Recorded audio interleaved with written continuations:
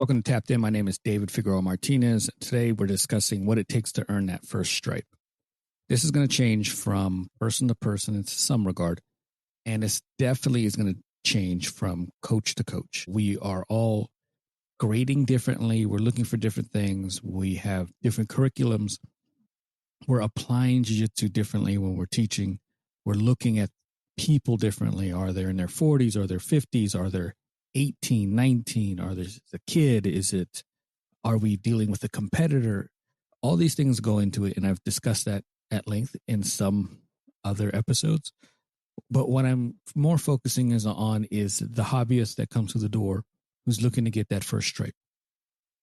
I'm going to be honest. While I do not hand out stripes to just hand them out, I am lenient on that first one, maybe two. I am more stringent when it comes to getting the belt promotion. So while I might be a little lenient in a degree or two for the sake of maybe creating a moment of, hey, you're doing the right thing. You may not technically be somewhere, but I'm going to get you the stripe because I need you to stay motivated, especially early on in the journey. And then when you start getting to belts, I'm a little bit more specific on what I'm actually looking for and what I want to see a student doing. So let's say you're brand new jiu-jitsu, you just came through the door, you're a couple of months in. I don't necessarily have a written down curriculum. I don't. And some people say you need to, and some people don't. I tend to adjust based on what I'm seeing from the students. So if I'm teaching a class and we're a couple of months in and I'm seeing similar mistakes or similar tendencies or holes in the game that I think need to be addressed, then I start teaching based on what I'm seeing. I do not go out and be like, okay, that first week of the month, we're going to teach this. Second week, we're going to teach that. It's more by feel. And I think that's the way I was brought up a bit. I do make changes to how I teach because I teach in a more lineal. I teach you A, B, I teach you an option. When they respond, I teach you another option. So the techniques that I teach in a class and in a week all connect. And you're building a game based on whatever scenario we're running. Well, every technique is joined. There's a connecting factor. But I do not I don't have a set curriculum that like the association has given me or that the head instructor relies on. I'm genuinely basing what I'm going to teach based on what the students are doing. If they show me that they have certain tendencies to butterfly guard, but they're not quite there, we're going to go over butterfly. If I notice that they're having issues escaping the guard, escaping from bottom, let's start reviewing some escapes again. Like we're not doing some of the things that we should be doing. And that's just the way I kind of run it. It's a little bit more organic.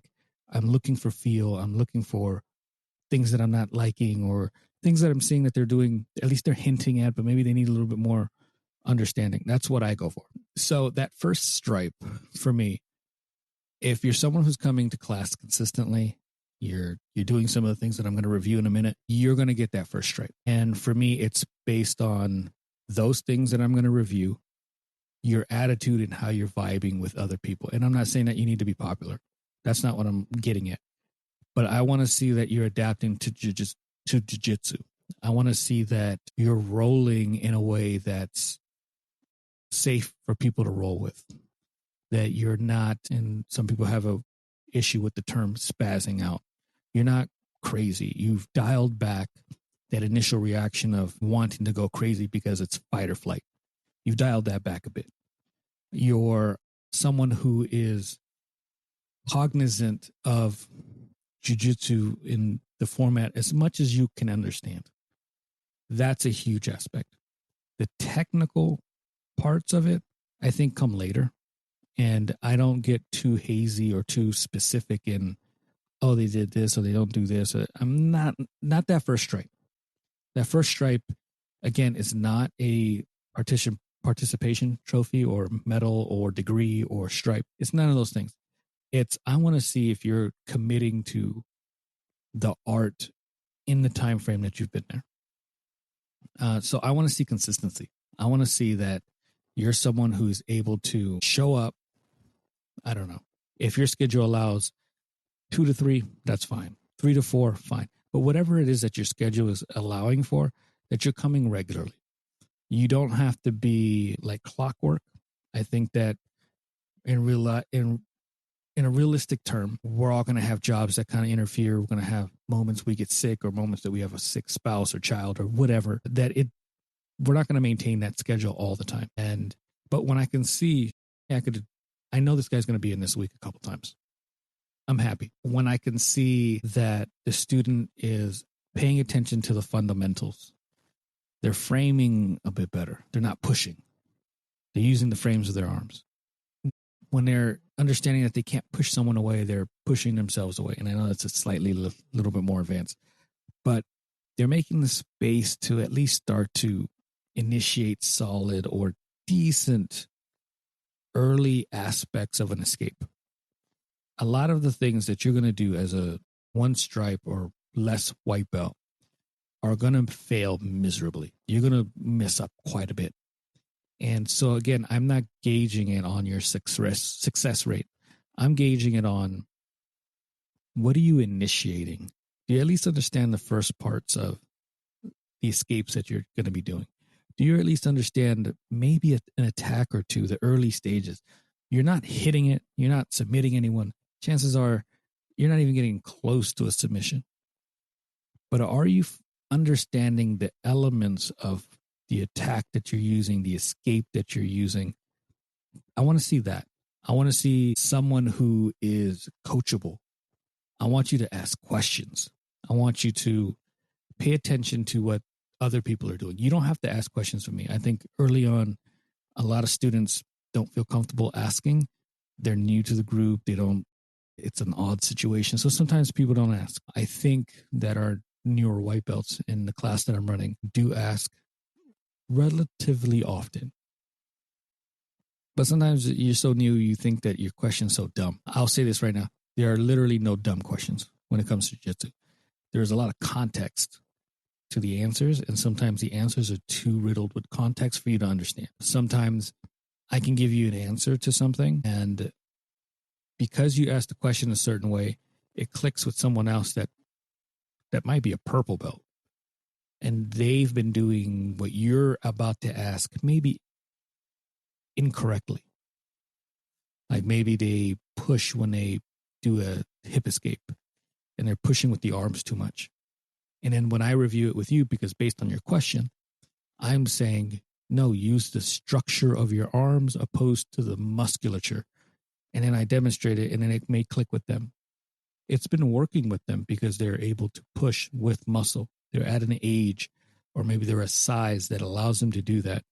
But then they realize, oh, I didn't quite understand that when I'm tired. I can't quite escape effectively. But I've never bothered to ask. So then you ask your question, which is quote unquote dumb, super simple. And then they see, oh, okay, I get it. Not a dumb question. Sometimes the best questions are from white belts. But the blues and purples think they know the answer, because the answer is very basic. But then there's so much nuance to the answers that the answer that I give a white belt is going to be different than the answer for the same question that I might give a purple and brown belt, because there's more context, there's more detail, there's more to expect. So coachability is a massive aspect of this. If I can get someone who comes in and they're legitimately asking questions, they're doing the things that I'm kind of telling them to do. Like, hey, I noticed that you like, mount. I need you to widen your knees a little bit, lower your chest, and get heavy. I have 2 teens, different schools, and they're not mine, I should say. One of them is in the morning class at La Mesa, and one of them is at Five Peaks. And they come to my classes regularly, the ones that I teach regularly at La Mesa, and then the workshops that I do at other locations. One of the teams comes to both of those. One of them just comes to the morning class. They both have this, and I think that it's because they're teen girls, women, that they capture information a little bit better, and they can understand information a little bit better sometimes than the men. And I don't say that disrespectfully, but I think women understand some information better than men. Because when I watch these two in their teens, I can call something out and be like, hey, I want you to do this, this, and this. Super quick. And they start doing it right away. They'll go to a class. The one from Five Peaks will come to my class and she'll ask me a question. Hey, I'm having issues with blah, blah, blah, blah, whatever it might be. And I'll spend a minute or two with her. Show her, hey, I want you to do this. And then during that same open mat, I'll look over and she's executing the thing that I just told her to execute. That's coachability. Whether you can execute it to that level is, again, comes with maturity in the sport. If you're 4 or 5, 6 months in, you're not going to do it at a high level, obviously. You're not even going to do it at a mid-level. You're going to be a novice, but you at least can initiate the beginnings of the technique and the thing that you want to do. And that's really what I want to see. I want to see someone who's coaching or can receive coaching effectively, can receive criticism effectively. Hey, I noticed that you did this. Sometimes some students will say, yeah, but I was going for this. And my frustration sometimes is that I know what you were going for. I've seen this video quite often. I know exactly what you're going for. But I think you should do this because of your skill level and because of you're not going to quite understand what's going to come after the option that you chose. And because you went that route, they demolish your frames, they demolish your defensive capabilities, and they got you in a bad position. Let's work on this first. Understand the defensive capabilities of a solid side control escape, the framing, the getting that inside knee in, the hip escape, the bridge. The bridge is a big one. And then let's start building an offense based on that, not something else. And the reason I kind of harp on that is because it's the easiest way to get you to understand getting from defensive to offense quicker without the gaps. And when I can get a student to understand that, their game starts to enrich a little bit. So that coachability is massive. And whenever I can get that out of a student early, I want to reward it because it doesn't come out with everyone. Some people get really defensive when it gets to coaching. Some people have a hard time kind of understanding everything. And I can't quite break some people of that. So your ability to get coached really does matter. Your ability to understand that you're going to suck. My favorite people my highest respect goes to the people who are in their 40s or older and starting jiu-jitsu. That takes tremendous courage. That takes tremendous understanding that my withered body from work, from life, from whatever sport I was playing before or whatever job I had before is going to be tested in a way that most people my age don't want to do. And I'm still there. Let's say you start at 40, brand new white belt. You come onto the mats. You're not jacked. You're not a super athlete. You came in. You have a desk job, and you're signed up for this art that puts a punishing toll on your body. And you accept it, and you come in the next day, the day after that, and you're coming in 3-4 times a week, and you're just excited to continue to train, even though it is so uncomfortable and sometimes painful. That is the one group, the group that I respect most, because you don't have to do this. You can go do something else. You can go play golf. You can go do something that's easier on the body easily, or you can do nothing. But there's something about you that says, I'm going to come into this space that's built for, respectfully, young men and women, because it's a hard sport. We can alter it. We can make things easier for older athletes. We can downgrade some things. We can make it less intense or less violent or less active. We can do all those things. But it's still a contact sport, and that contact sport puts a toll on our bodies. And when I can see someone coming in, I got an older gentleman that comes in, I think he's a one stripe, maybe no stripe, I don't remember. And he's eager to play. He's eager to get out there and he's getting wrecked. And then he has his moments and he gets wrecked again. Then he has his moments and he's loving the sport and he wants to come in and he enjoys himself. Like a huge amount of respect for that. So it just the idea that I'm going to be comfortable being the nail for a while.